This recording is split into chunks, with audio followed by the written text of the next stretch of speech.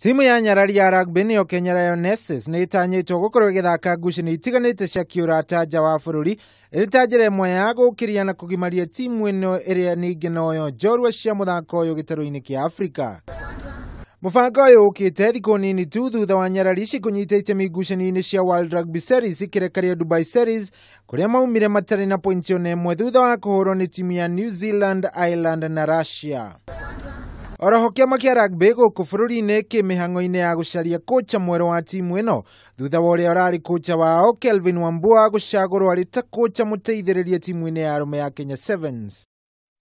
Mibango ino ya kiama giki kia rugby ukite thikũ imwe tu thutha wa kocha wa timu ya arume ya gonya niyo Kenya Sevens niwe Paul Murunga kwanirira athaki 13 aria matanyitwo gukorwo makinyita itemi ngucanio-ini cia HSBC ikereka ria Hamiliton na Sidney kwambiriria tariki 25 mweri uyu wa Januari. The current group of players that we have are definitely the future of Kenya rugby.